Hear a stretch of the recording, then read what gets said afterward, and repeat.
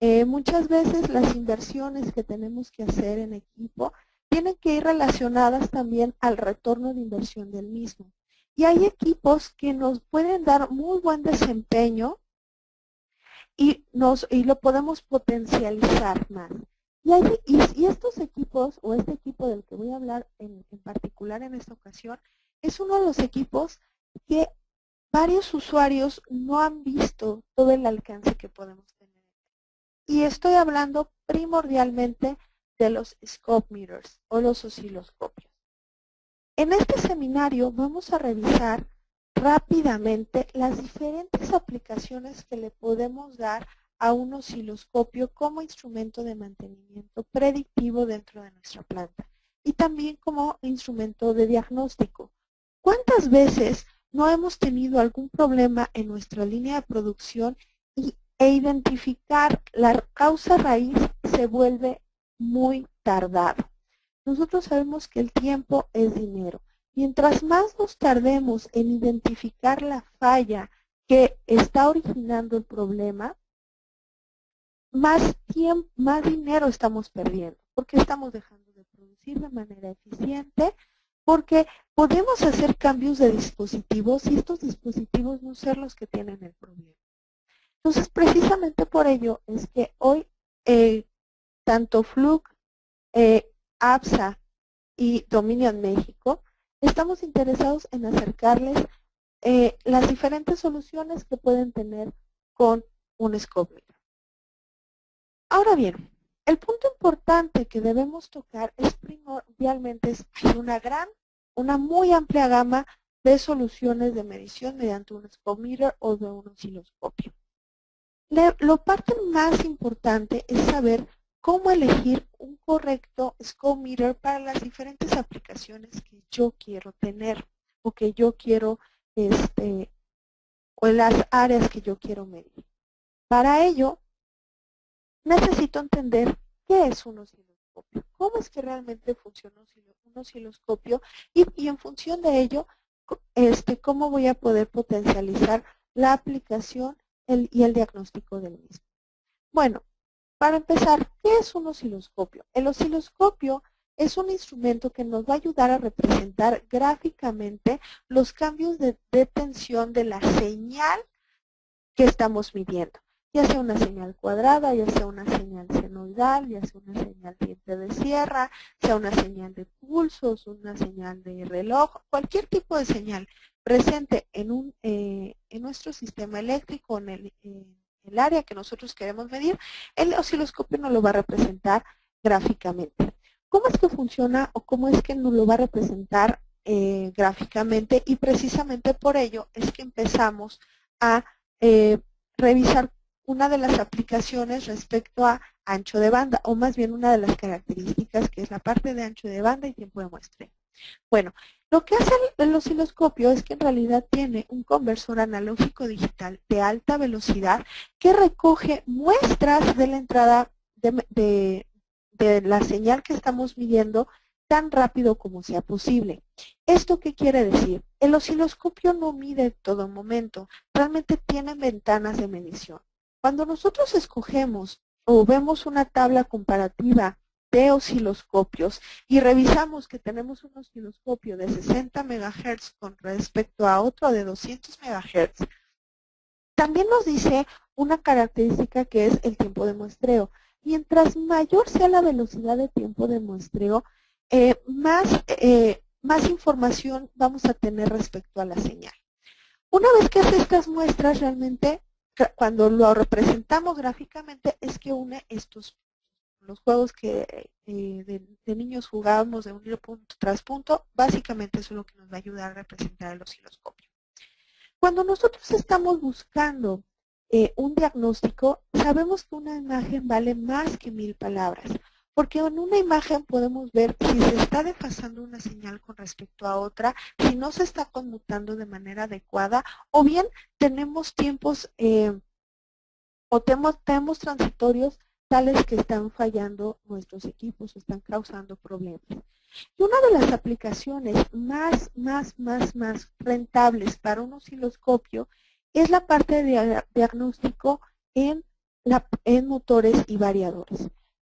Todos en nuestra planta trabajamos con motores, ya sea desde en una oficina para el motor, para subir el elevador, como una banda transportadora, un motor que activa una bomba, un compresor, cuestiones por el estilo. Bueno, sabemos que la parte medular de nuestra industria, los equipos que mayor consumen energía eléctrica son los motores.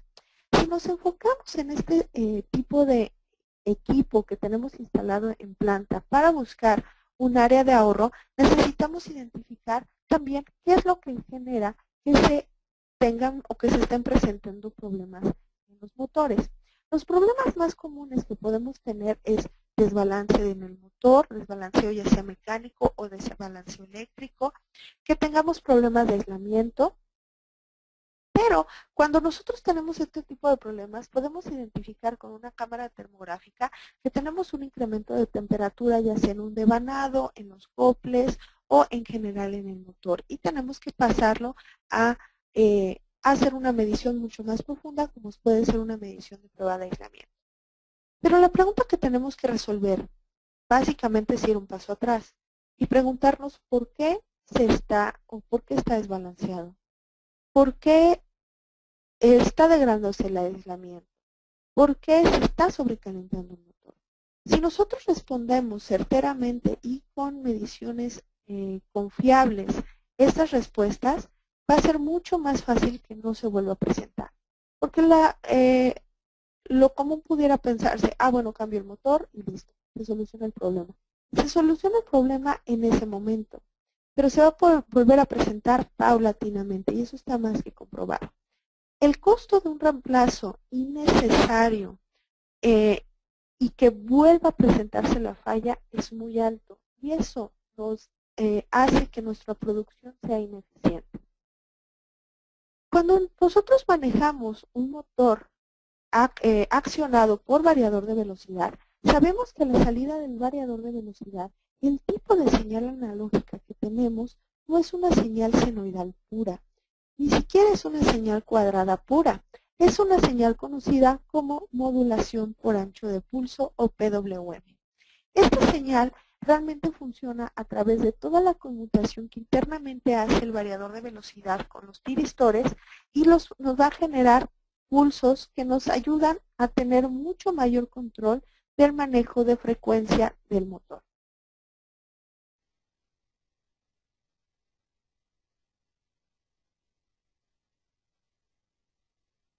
Tenemos una señal en realidad de muy alta frecuencia por los pulsos. Cuando nosotros queremos diagnosticar un problema de desbalance utilizando un instrumento tal que como un analizador de calidad de energía, este equipo queda corto porque el ancho de banda pensado para un analizador de calidad de energía es pensado únicamente en armónicos de 60 Hz de la señal fundamental. Cuando nosotros hacemos la conmutación interna en el variador de velocidad, lo que tenemos son pulsos de muy alta frecuencia, más allá de los 60. Regresamos con el tipo de diagnóstico que podemos obtener a través de un osciloscopio en motores accionados con variadores de velocidad. Como bien sabemos, independientemente del tipo de variador que nosotros utilicemos, todos los variadores funcionan básicamente de la misma manera. Nos permiten convertir la señal analógica en una señal primero de DC y posteriormente pasa a un puente de tiristores que nos permite obtener los pulsos o la señal PWM para un mejor control. Cuando nosotros vamos a instalar un variador de velocidad, una de las recomendaciones importantes que nos hace el cliente es, número 1, usar cable tipo variador. Número 2, cuidar las distancias entre motor y variador. Y número 3, manejar un acoplamiento o terminación de línea con el motor. Esto porque lo recomienda el fabricante de variadores de velocidad.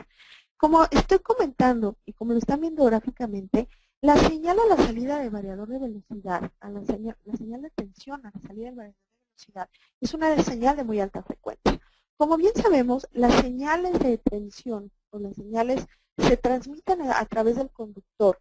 Las señales de baja frecuencia en el centro del conductor eléctrico. Pero cuando estamos teniendo señales de muy alta frecuencia, empezamos a tener corrientes superficiales o tensiones superficiales. Precisamente por ello, el cable tipo variador nos ayuda a hacer mucho más eficiente esa transmisión de alta frecuencia. Ese es un punto número 1. Punto número 2, ¿por qué la distancia y por qué la terminación de línea? Porque al manejar igualmente frecuencias, señales de alta frecuencia, si nosotros no tenemos un buen acople al final o que la impedancia del cableado nos permita un buen acoplamiento entre el motor y el variador, vamos a poder presentar cuestiones de corriente reflejada. Esto nos puede originar transitorios que van a ir directamente al motor y es uno de los causantes principales del desgaste del aislamiento del mismo.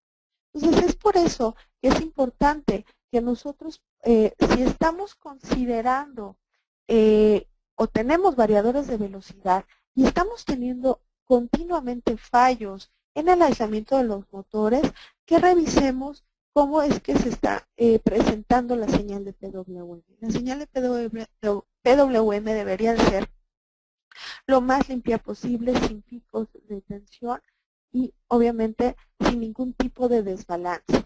Cuando nosotros recomendamos el uso de un osciloscopio, ustedes tradicionalmente podrán pensar un osciloscopio de 2 canales. Fluke inició con una amplia gama de soluciones de 2 canales, pero al manejar un variador de velocidad trifásico, 2 canales quedamos limitados porque no permitimos o no podemos ver claramente y de manera simultánea si se está presentando algún tipo de desbalance en la señal. Esto también es importante para no generar desbalance eléctrico en el motor. Recordemos que no deberíamos de tener un porcentaje mayor al 2% de desbalance en la alimentación al motor, porque si no, en realidad podemos empezar a generarle problemas o tener problemas de sobrecalentamiento y fallos en la parte eléctrica. Precisamente por esto y para tener un buen diagnóstico es que también necesitamos, bueno, ya si voy a hacer un análisis en variadores de velocidad, necesito por lo menos un osciloscopio de 3 canales, pero también necesito un osciloscopio de muy buen ancho de banda. ¿Pero qué es el ancho de banda? Recordemos que el ancho de banda determina la frecuencia de la señal más alta que el osciloscopio puede reproducir con precisión.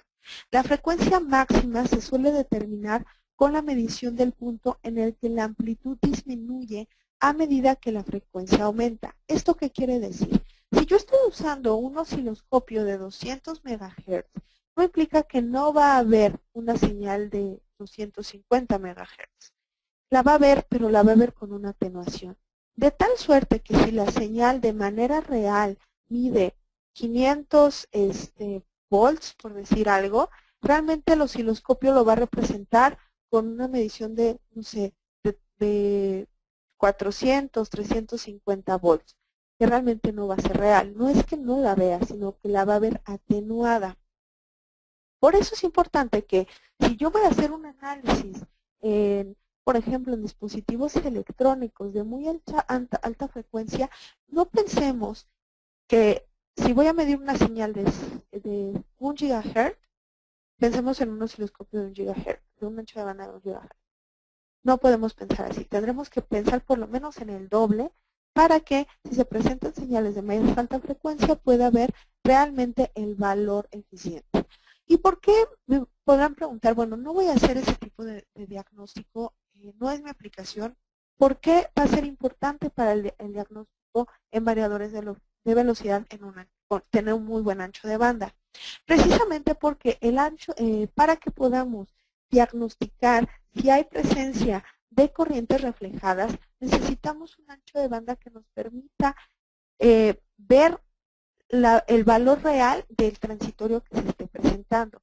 En esta imagen podrán ver en la parte de abajo cómo se encuentra la señal PWM y que efectivamente se ven pulsos o transitorios sobre cada uno de los pulsos Y cuando nosotros tenemos un osciloscopio de buen ancho de banda para variadores, les recomendamos de por lo menos 200 MHz, podemos darle un zoom y hacer el análisis profundo de la integridad de la señal. Entonces determinar si efectivamente el problema que tenemos es por un mal acoplamiento o por corrientes reflejadas. Este es un fallo muy común que se tiene en los variadores de velocidad.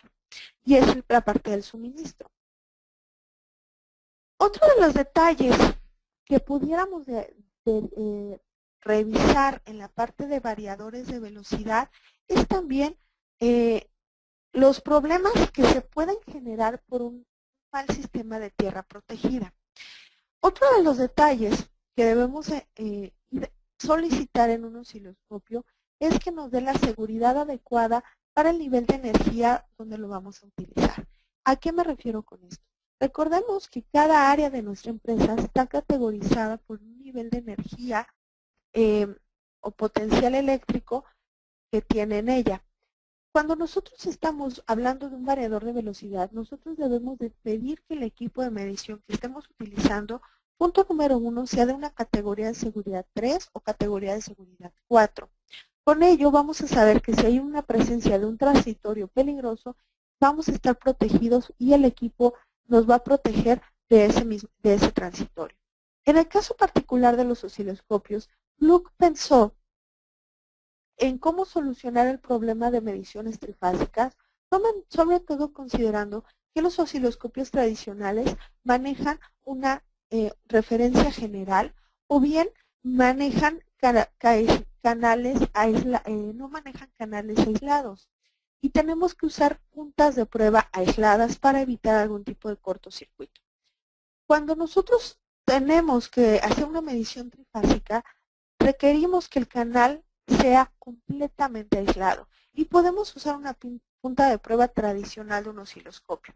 Fluke evitó el que estemos consumiendo puntas de prueba aisladas y lo que hizo es directamente hacer el canal aislado y podemos usar una punta de prueba mucho más sencilla que no nos demande que sea mucho más costosa el tenerla que reemplazar, porque el equipo como tal ya viene con la seguridad adecuada para hacer esas mediciones. Dentro de las mediciones de seguridad, una de las mediciones también más importantes es la parte de medición de tierra protegida. Esta medición también la podemos hacer mediante un osciloscopio, en la cual nosotros vamos a ver cómo es que se está comportando los niveles de corriente en tierra. Recordemos que muchas veces no tenemos correctamente bien aterrizados los motores, razón por la cual llegamos a tener también shocks eléctricos o tenemos llegar a tener fallos en los equipos por una mala tierra protegida. La mala tierra protegida, ¿por qué también nos va a servir para un diagnóstico de fallas en motores?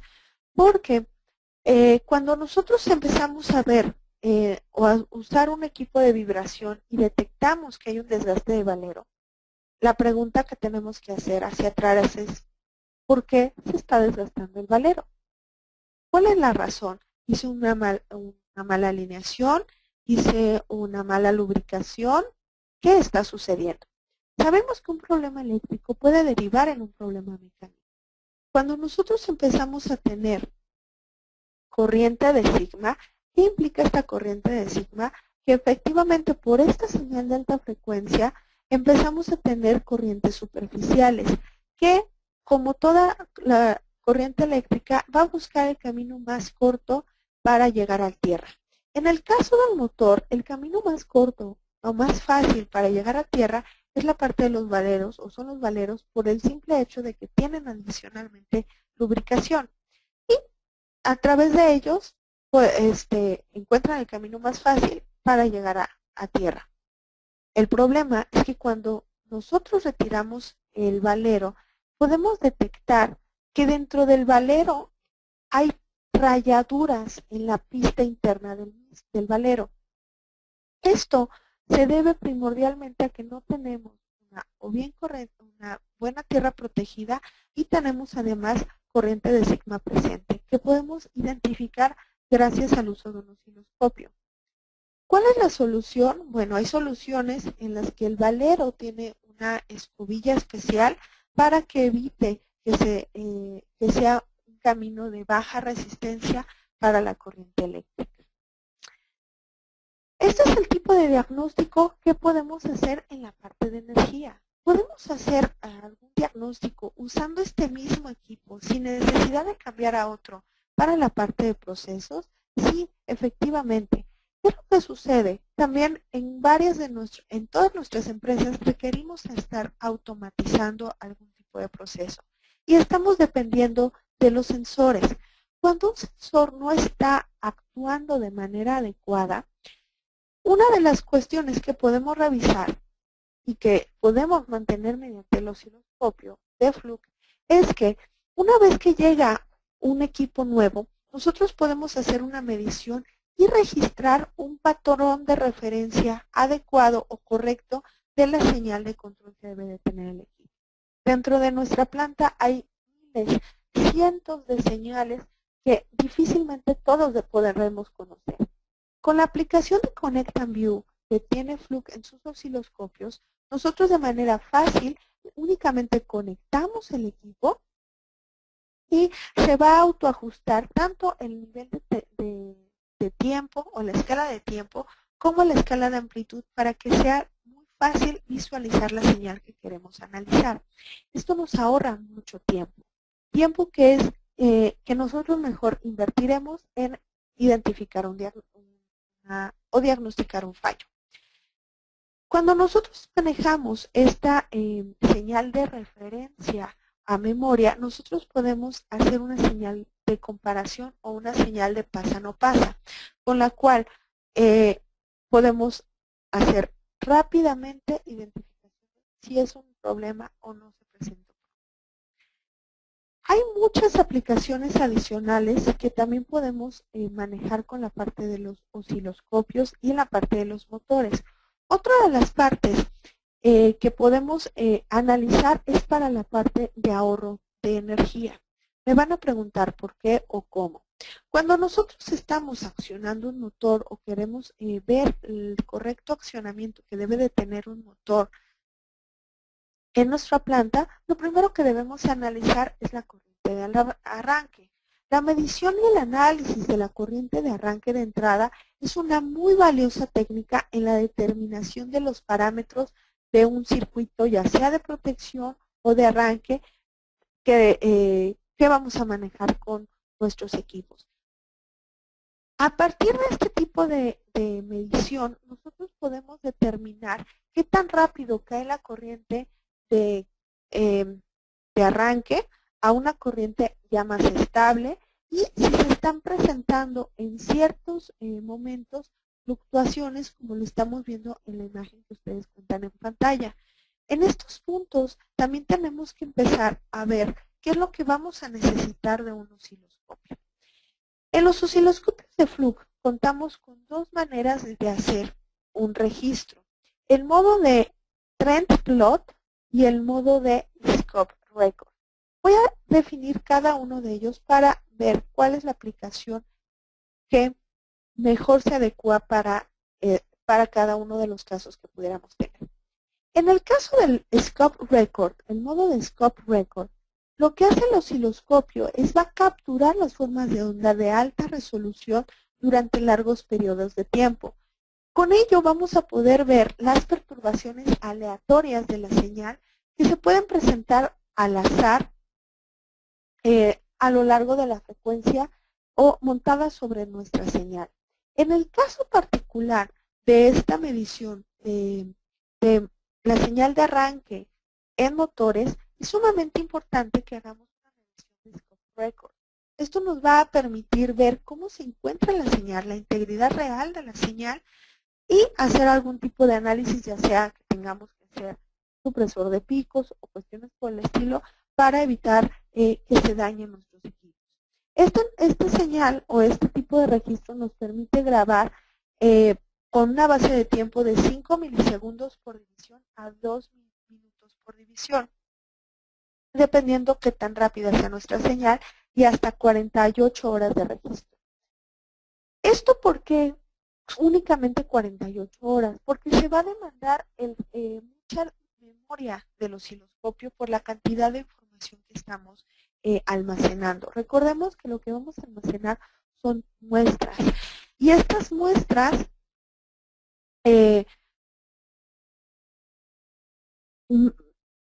van a requerir una localidad de memoria. Entonces, por eso la memoria se va a ver reducida, o la cantidad de memoria para este tipo de diagnósticos se va a ver reducida.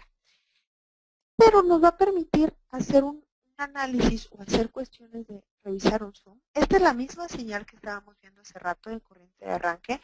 Tenemos en la parte superior, en la señal roja, cómo se encontraron los niveles de tensión. En la señal B es la corriente de arranque. Recordemos que cuando nosotros vamos a arrancar un motor, necesitamos mayor corriente al principio para superar la FEM y así pueda mantenerse posteriormente la corriente estable. Sin embargo, dentro de este análisis observamos que hay un punto, un periodo en el que la señal de corriente aumenta o fluctúa, y entonces tenemos que analizar por qué se está presentando este fallo. Con el modo de Scope Record nosotros podemos hacer un zoom y ver mucho más a detalle cómo se está presentando la señal. ¿Qué otros problemas pudiéramos revisar que no requiramos o que necesitemos mayor memoria, pero no sabemos que no necesitamos ver la integridad de la señal? En el caso de que queramos ver cómo se está comportando la tensión o la corriente eléctrica por largos periodos de tiempo, nosotros podemos usar la función de trend plot. Esta función de trend plot, ¿qué es lo que nos va a permitir hacer? Nos va a permitir hacer una medición por mucho más largo tiempo. Va a ser una medición no de la señal, no de la forma de onda como tal, pero sí de la medición RMS o la medición pico, la medición que nosotros configuremos a lo largo del tiempo. Con esto vamos a tener una medición de hasta 16 días o hasta más si es que usamos memory stick o memoria externa para el osciloscopio, y realmente nos va a manejar una tendencia. Esto va a ser muy útil cuando queremos hacer un análisis, por ejemplo, del suministro eléctrico, y sabemos que tal vez no se están presentando transitorios, pero sí se está fluctuando la tensión eléctrica. Bueno, entonces lo podemos utilizar para ver en qué momentos es que se cae nuestra tensión eléctrica o la corriente eléctrica y tomar decisiones al respecto de las mediciones que estamos requiriendo.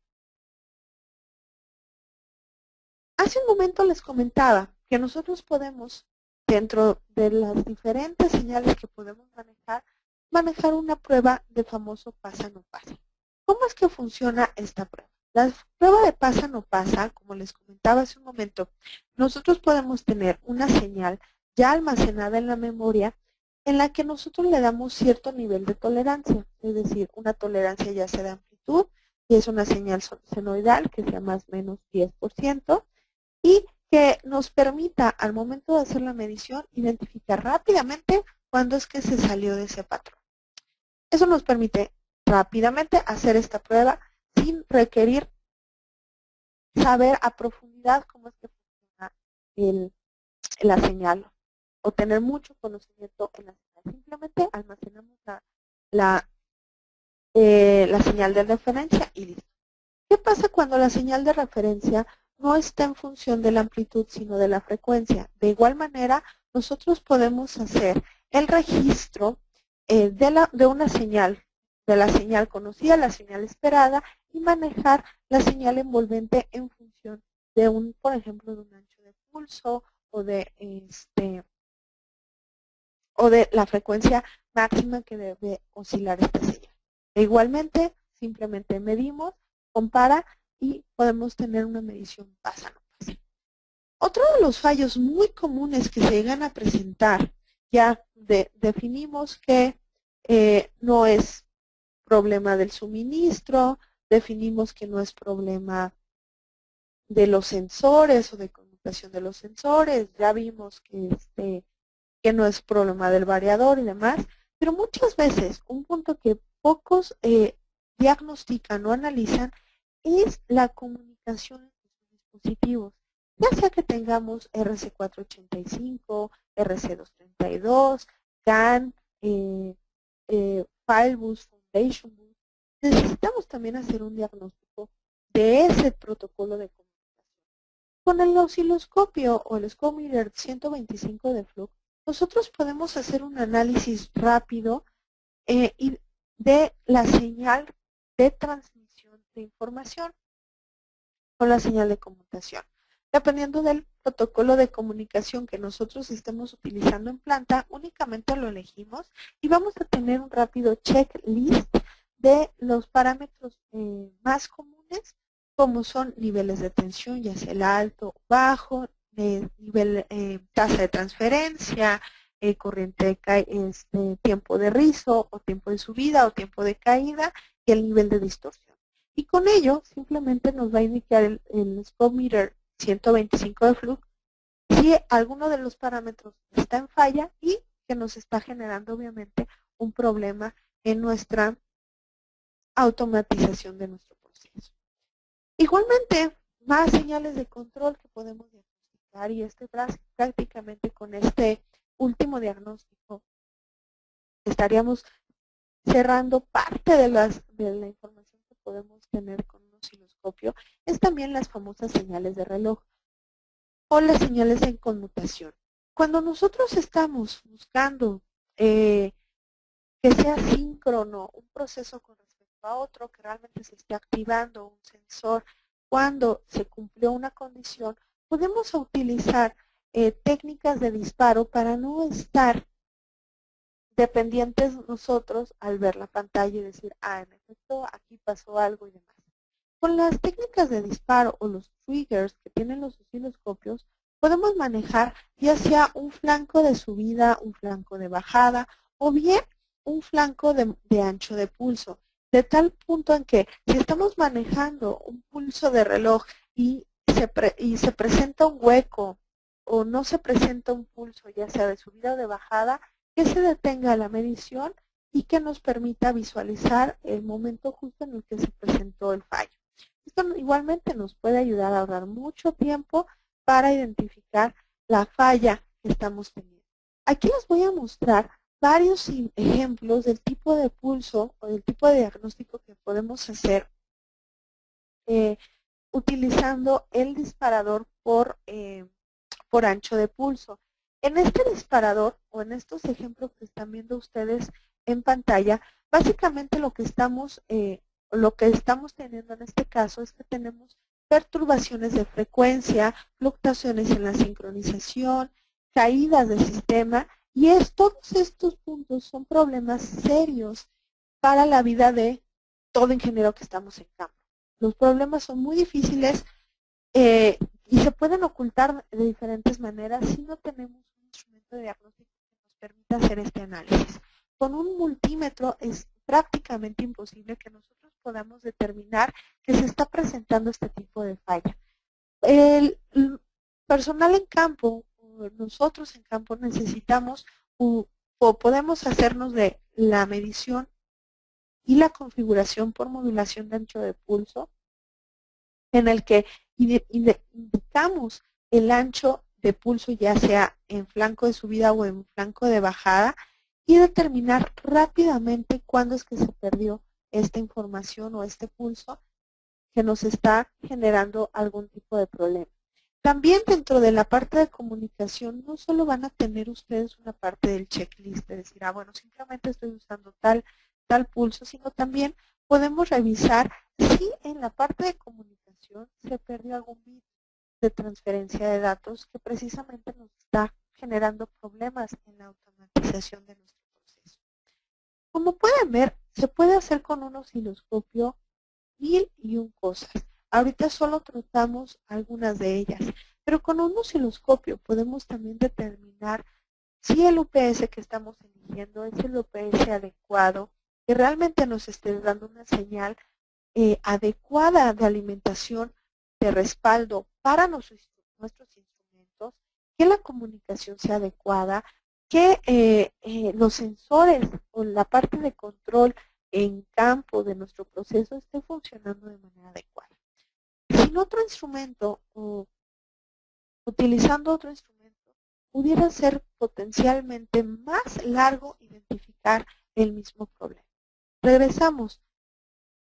Una imagen vale más que 1000 palabras. Una imagen nos permite fácilmente saber si hay algún tipo de problema y en qué momento sucedió, cuál es el tipo de problema para poder entonces dar una solución.